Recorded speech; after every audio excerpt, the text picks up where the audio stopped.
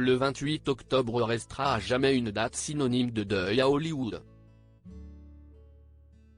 C'est ce jour-là, il y a 5 mois, que le corps sans vie de Matthew Perry a été retrouvé dans son jacuzzi, à son domicile de Los Angeles.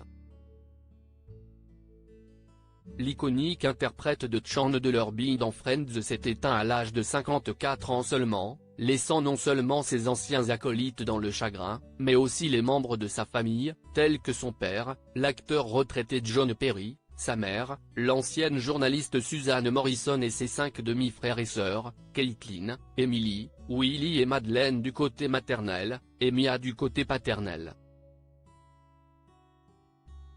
Sans compter ses ex-petites amies, comme Julia Roberts, Lizzie Kaplan, Molly Hurwitz, ou encore la volleyeuse Rachel Dunn, avec laquelle il a été en couple de 2003 à 2005. Cette dernière figure justement dans les bénéficiaires de son testament, rédigé en 2009 et dévoilé ce mardi 12 mars par divers médias américains.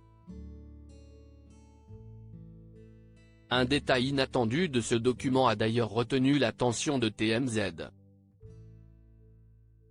Le testament comprend une fiducie d'un montant de 1,03 million de dollars que Matthew Perry a baptisé le Alvy Singer Living Trust, en référence au film Annie Hall de Woody Allen, avec Diane Keaton, dans lequel le réalisateur campe justement le personnage principal Alvy Singer. Dans ses dernières volontés, il stipule qu'il veut laisser la majorité de ses biens à ce trust, rapporte le tabloïd. Le reste de son argent et les autres actifs ne se limitant pas aux bijoux, aux meubles, aux œuvres d'art et aux automobiles, qu'il possédait avant de mourir devraient donc y être transférés. En plus de Rachel Dunn, l'acteur a aussi désigné ses parents et sa demi-sœur Caitlin Morrison comme héritiers de cette fortune. À l'époque de la rédaction de son testament, Matthew Perry avait explicitement stipulé que s'il avait un jour des enfants, ceux-ci n'auraient pas le droit de toucher à sa succession. Mais la star n'a jamais eu d'enfant.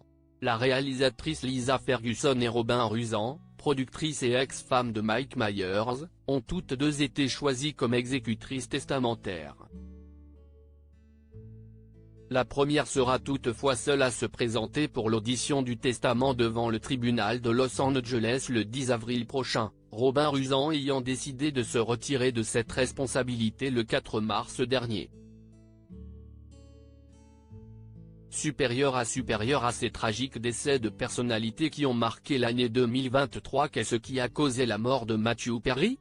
À la mort de Matthew Perry, une enquête a été ouverte pour déterminer les causes exactes de son décès.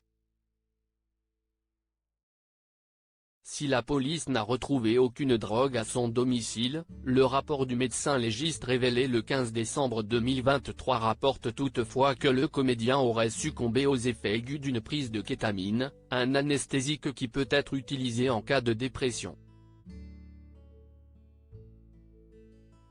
L'autopsie a également indiqué que d'autres facteurs auraient pu contribuer à la mort de l'ex-partenaire d'écran de Jennifer Aniston, Lisa Kudrow, Matt LeBlanc, David Schwimmer et Courtney Cox, comme la noyade, une maladie coronarienne et les effets de la buprenorphine, un médicament utilisé pour traiter l'addiction aux opioïdes.